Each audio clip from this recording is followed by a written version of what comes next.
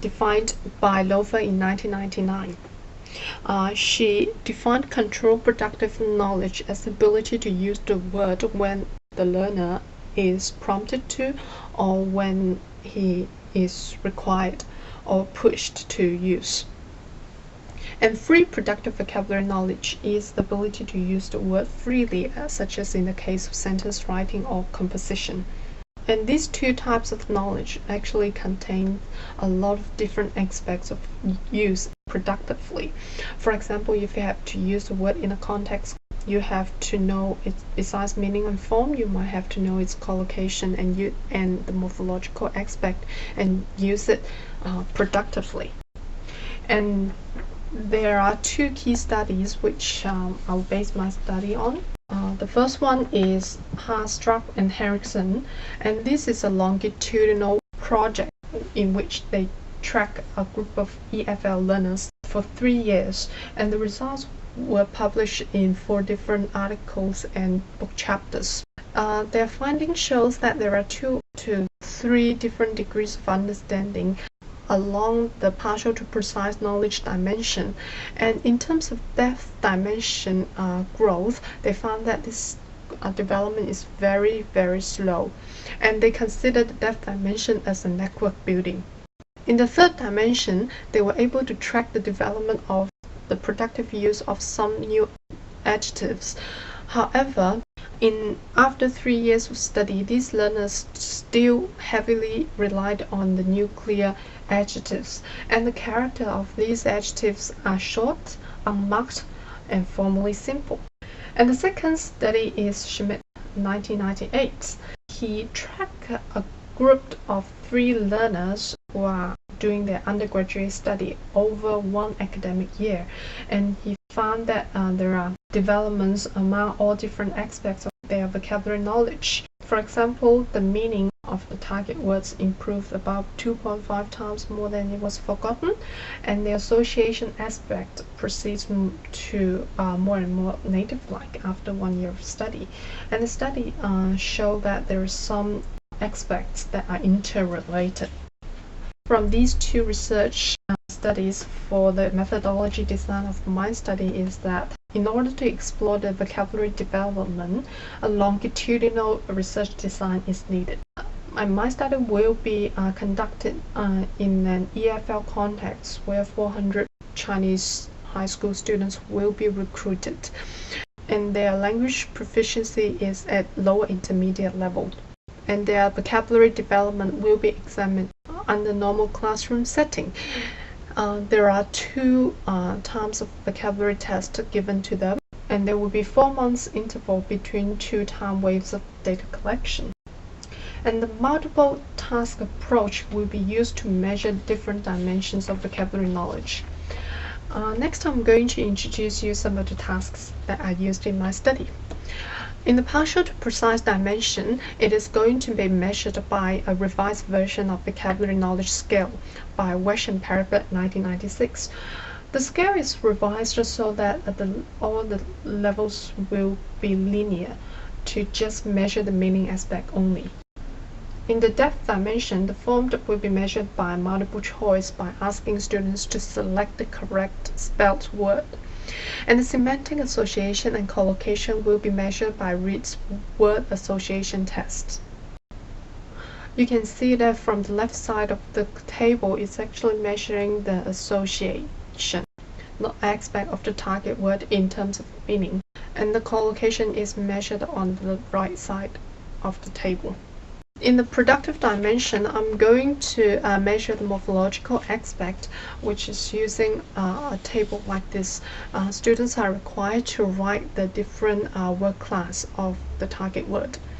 The control productive vocabulary knowledge will be captured by vocabulary levels test by Lofer and Nation 1999.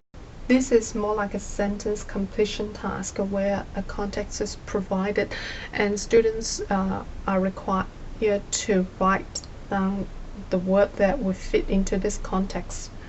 The free productive vocabulary knowledge is measured by sentence writing, and this sentence writing is more demanding than the normal sentence writing in that it requires students to write 2 to 3 sentences, and the target word should be used in one of those sentences. The reason that I asked them to write 2 to 3 sentences is that the other sentence could provide context for the markers to judge whether the word is used correctly in the context, and students are allowed to change the word class if necessary. And last, I'm going to talk about the implications for classroom vocabulary teaching and assessment.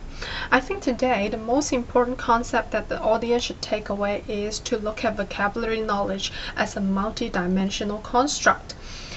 Vocabulary knowledge has a lot of different aspects and different dimensions. So in terms of teaching, teachers should not only cover meaning and form, and knowing a word is more than knowing the form and meaning.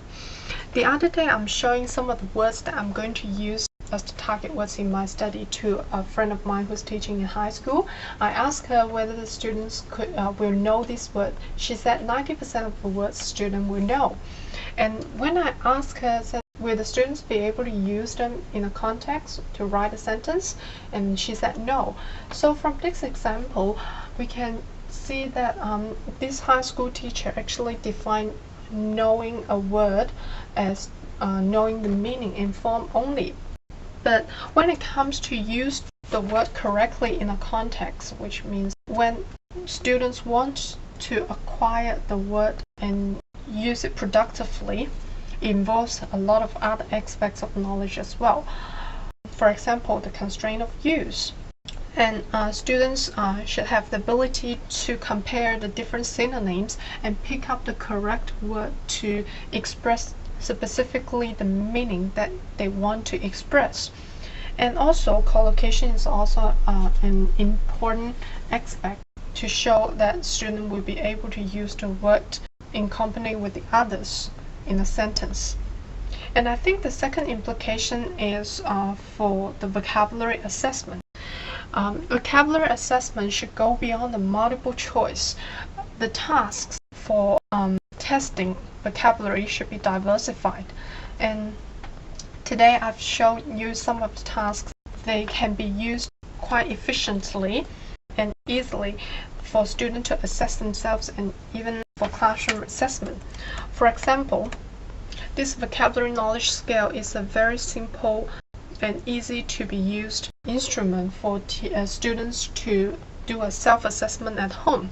After the first class of teaching some of the target words, teachers could just give this scale to students to do a self-assessment at home to see whether they have acquired the meaning of the target words. And this could be the very initial stage of testing the vocabulary knowledge.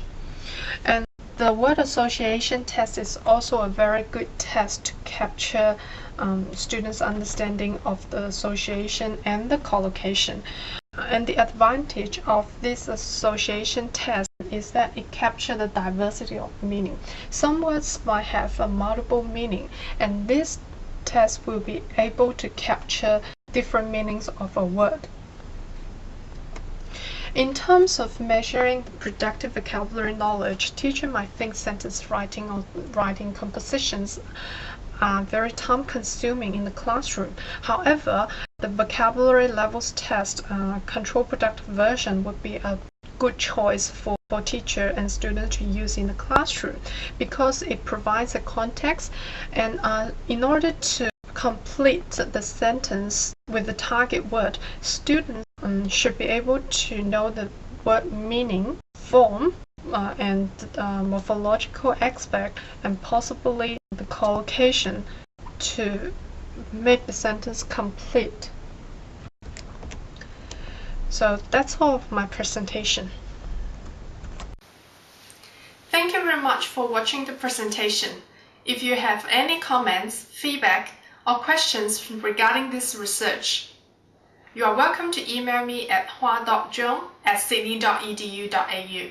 It's hua.zhong@sydney.edu.au.